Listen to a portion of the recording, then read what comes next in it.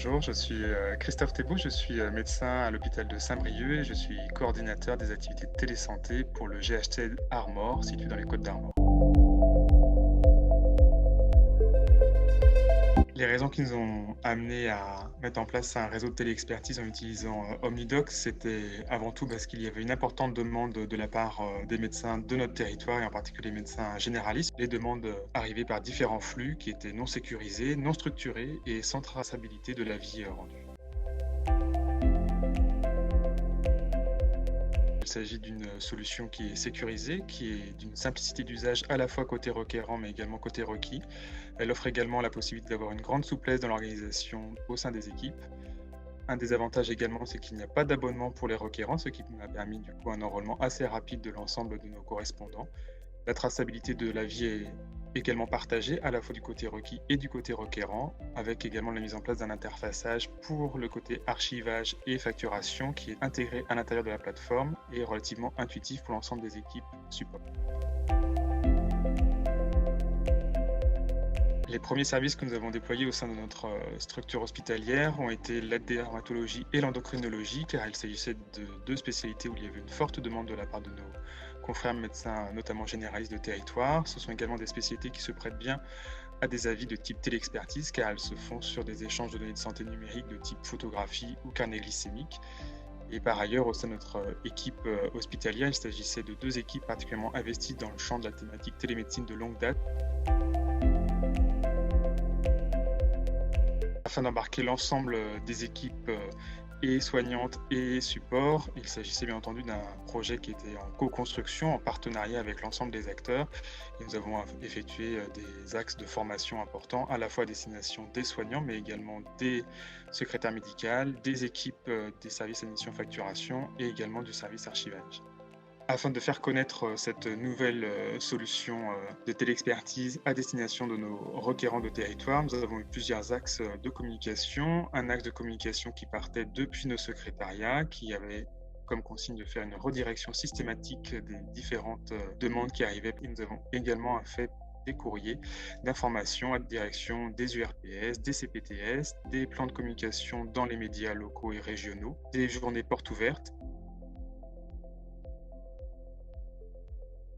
Nous avons eu d'excellentes surprises en termes d'adhésion au projet, à la fois du côté des requérants. Le bouche à oreille a excellemment bien fonctionné entre médecins généralistes au sein de notre territoire. Et on a eu également une importante adhésion de la part de nos secrétariats qui étaient en première ligne pour dispatcher l'ensemble des demandes qui émanaient de différents canaux et qui du coup se retrouvent sur une seule et même plateforme. Nous avons une démarche coordonnée au sein de notre GHT concernant les activités de télésanté et en premier lieu des activités de téléexpertise. Cela est passé par la mise en place d'un circuit de facturation identique et unifié au sein de notre GHT. Il a permis une valorisation des spécialités reconnues sur l'ensemble des hôpitaux, avec comme pour exemple les plaies et cicatrisations sur l'hôpital de Paimpol, les avis en téléexpertise pour les ECG en cardiologie du sport sur l'hôpital de Guingamp, la mise en place d'avis de téléexpertise pour les urgences ophtalmologiques de l'ensemble des hôpitaux de notre territoire. Nous avons mis en place un partenariat privilégié avec une clinique dans un circuit qu'on appelle en boucle fermée qui leur permet d'avoir un avis et un accès privilégié en infectiologie avec nos praticiens hospitaliers présents sur l'hôpital de Saint-Brieuc au bénéfice des patients hospitalisés sur cet établissement de santé privé.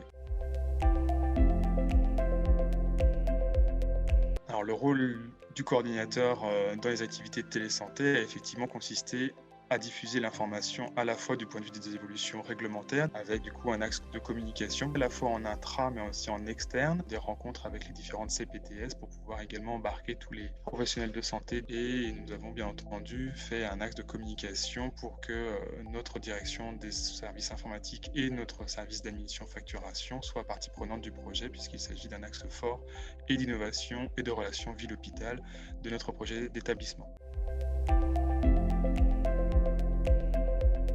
Aujourd'hui, en octobre 2022, nous avons donc démarré notre activité de téléexpertise en utilisant la plateforme Omnidoc en janvier 2021. 7 lignes d'avis. 4800 téléexpertises ont été réalisées. Ça représente actuellement entre 400 et 500 activités de téléexpertise par mois.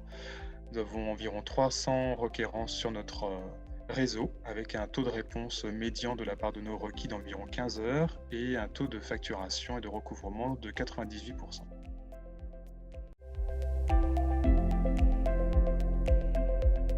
En termes de résultats et d'impact vis-à-vis des requérants, leur accès est désormais facilité. Ils sont sûrs d'avoir une réponse à leurs questions. Côté professionnel requis, grande satisfaction également, puisque du coup, il y a une nette diminution de la rupture de tâches. Ils peuvent aménager leur temps consacré à ces avis en téléexpertise. Ils peuvent également prioriser les demandes, puisqu'au sein de chaque spécialité, il y a également des sous-spécificités. Et les échanges sont également structurés, donc de meilleure qualité.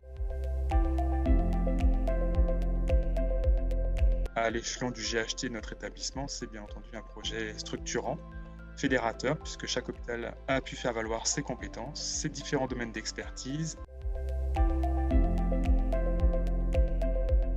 L'aspect valorisation de l'activité de téléexpertise est bien entendu un enjeu important puisqu'il s'agit de mettre à disposition des différents requérants de nos territoires des spécialistes disponibles, mais qui, une fois avoir donné leur avis et leur expertise, permettent également de valoriser ce travail intellectuel.